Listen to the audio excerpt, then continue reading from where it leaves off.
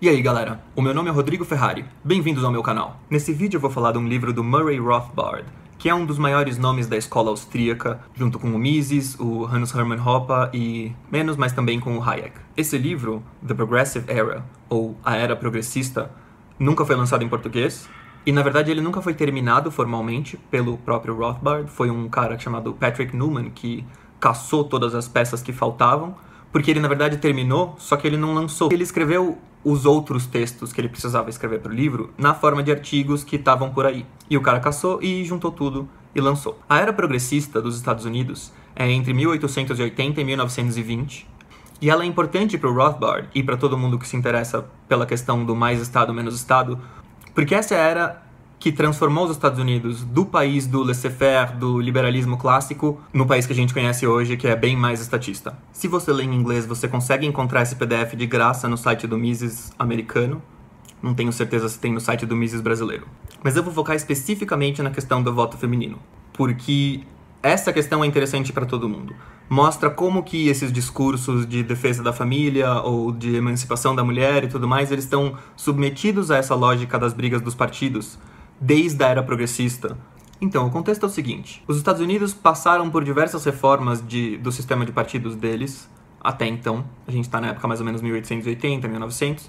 Então eles já tinham tido um partido só, 3 partidos e tudo mais. Nessa época eles estavam ali com 2 partidos, o Partido Democrata e o Partido Republicano, que são os que eles têm até hoje. O Partido Republicano é o que hoje é a direita, o Partido Democrata é o que hoje é a esquerda. Então, os republicanos, eles eram os pietistas e metodistas também. E os democratas era principalmente formado, em termos da base de eleitores, por católicos do sul da Itália, imigrantes, também imigrantes luteranos da Alemanha. É que os pietistas, brancos, nativos e tudo mais, eles se reuniam em volta de uma crença que era a de que a salvação é de responsabilidade individual. Então, o Estado precisa ajudar o indivíduo a se salvar. Por isso, precisa fazer leis. E essas são as 3 principais pautas deles. Proibir álcool, para não poder beber, que é pecado. Fazer leis que proíbem você de fazer várias coisas no domingo e tudo mais, para você não pecar contra o sabá. E, uma questão que até hoje é bastante importante, a questão da escola pública. Eles queriam usar a escola pública para doutrinar os católicos impuros e transformá-los em pietistas respeitáveis como eles. Eu quero fazer esse vídeo para mostrar como a lógica da esquerda petista atual é a lógica da direita pietista do século XIX, do fim do século XIX. E como isso aconteceu. Mano, vocês são muito chatos, pelo amor de Deus, sai. Vem. Sai. É interessante ver como não é simplesmente por razões ideológicas, mas é uma lógica partidária, uma lógica da competição dos partidos pelo eleitorado. E o Rothbard chama todas essas denominações que estão no Partido Democrata, os católicos da Itália, os luteranos da Alemanha, alguns anglicanos, tem uns calvinistas também, de litúrgicos, porque eles se unem em volta da ideia de que a salvação é a responsabilidade da igreja. Então você só precisa ter fé e fazer as coisas da igreja, e o Estado não tem que intervir em nada. Mas então vamos avançar um pouco. O Rothbard fala de como a questão social mais importante naquela época, no fim do século XIX, era o álcool. Ou melhor, a proibição do álcool. E as organizações mais contrárias a isso eram as organizações pietistas e as organizações femininas. E é por isso que não dá para pensar no sufrágio feminino fora desse contexto. Porque todo o movimento sufragista, assim como hoje você não consegue separar as feministas dos partidos de esquerda, lá não dava para separar os movimentos sufragistas do Partido Republicano e dos movimentos pietistas, pela proibição do álcool, pelas escolas públicas que iriam tornar as pessoas mais castas e tudo mais, e das leis que iam proibir as pessoas de pecar no domingo e tudo mais. Mas da lógica dos partidos, todas essas questões se subsumem a uma única, que é mais eleitores. O Partido Republicano nessa época estava meio mal, porque os democratas estavam cada vez mais fortes, porque a imigração estava cada vez mais forte. É um problema que hoje os republicanos ecoam também. Por quê? E aí esse é o ponto todo da história. Porque os imigrantes podiam votar. E os republicanos tentaram tirar o voto dos imigrantes, mas não conseguiram.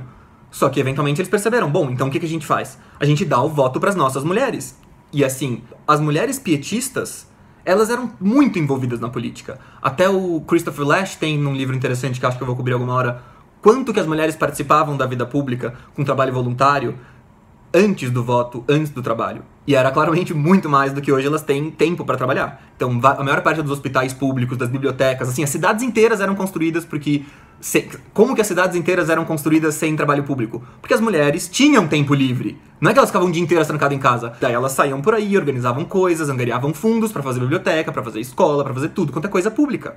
E a questão do álcool, ela era mais importante ainda por uma razão contingente, que me lembra um pouco a questão da escola sem partido, que é os bares, os saloons. Imagina que os bares daquela época, como os pietistas não bebiam, os bares daquela época eram coisa de imigrante. Então eles tinham meio que um aspecto estético de coisa de pobre, coisa de criminoso. Então eram lugares mais sujos. E eles eram considerados os campos de doutrinação e recrutamento pro Partido Democrata. A coisa mais comum do mundo era, logo depois do trabalho, ir beber lá nos bares. E lá todo mundo era democrata, se discutia como democrata. Então os republicanos queriam banir os bares. Não era só uma questão de banir o álcool, na verdade. A questão de banir os bares era essencial. Para quebrar esse processo de doutrinação. E as mulheres dos litúrgicos, dos democratas, elas, sim, primeiro que os imigrantes às vezes não tinham esposa. Segundo que, quando eles tinham, elas eram muito menos interessadas em política, trabalho voluntário e tudo mais. Elas eram mais isoladas nas próprias comunidades. Então elas dificilmente seriam incentivadas a votar. Isso é essencial. Lá, não era obrigatório o voto. Então, o principal trabalho que os caras têm, quer dizer, ainda não é, né? Mas o principal trabalho que os políticos têm é o de fazer as pessoas irem votar, o de entusiasmar o pessoal o suficiente.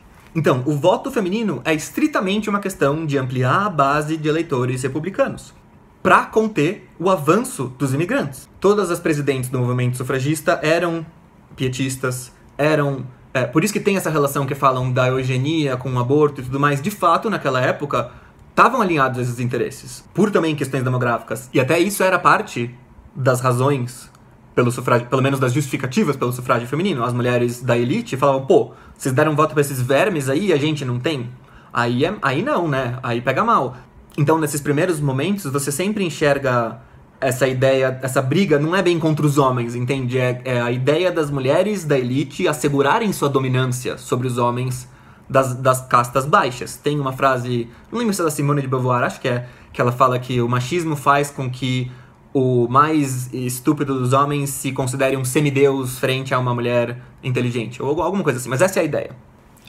Você vê no discurso da Susan B. Anthony, que é uma das mais famosas daquela época, das sufragistas, você vê no discurso dela, o discurso de derrota dela, quando o voto feminino não tinha passado, sobre como ela fala assim, vou descrever quem votou sim e quem votou não lá. E daí quem votou a favor do voto feminino, ela descreve, eles eram brancos, castos, blá blá blá. Agora eu vou descrever quem votou contra o voto das mulheres. Eles eram imigrantes, eles eram alcoólatras, viciados em jogo, que essa era outra coisa, inclusive, que a direita, que os republicanos pietistas queriam fazer, que era proibir jogo. Então era essa briga por costumes, principalmente da perspectiva dos eleitores, mas vinha junto toda a questão, a briga dos partidos, que em última instância sempre levava ao aumento do Estado. Todas as presidentes do movimento sufragista eram também, e frequentemente antes mesmo, proibicionistas. Então, isso é uma ideia assim de que fica essa romantização do voto. As pessoas são razoáveis, entende? Imagina as mulheres daquela época. Por que eu vou fazer com o voto? Foda-se o voto. Mas se vão dizer pra elas, olha, vocês querem que os caras parem de beber, correto? Vocês não gostam desses imigrantes sujos que ficam aí se entupindo de álcool e jogando no salão. Certo, certo. Se a gente der voto pra vocês, a gente impede isso. Falou, não, então beleza. Então a gente vai lá votar nesse negócio. Porque realmente votar é chato. O peso de prova tá em por que eu deveria ir votar. A gente tá falando aqui delas ganharem um direito que boa parte das pessoas nem queria exercer em primeiro lugar. Nem ia votar. Esse era o problema que eles estavam enfrentando. E eu nunca vi os pormenores dessa questão aqui no Brasil e em outros países, de como exatamente aconteceu o movimento que levou as mulheres a receber o voto. Mas eu suponho que sempre quem empurre esses movimentos seja quem vai mais ganhar os votos das mulheres. Então, todo mundo sabe no que as mulheres vão votar. Então, beleza, por hoje é isso. Por favor, deixem comentários, sugestões, tudo essas coisas. Tem uma história de clicar num sininho pra você receber notificação. Sei lá, eu vi os caras falam isso aí. E muito obrigado pelos novos inscritos. Tô quase chegando em 1000. Quando eu chegar em 1000, aí eu posso monetizar. Então, vamos lá, galera. Mas é isso aí e falou.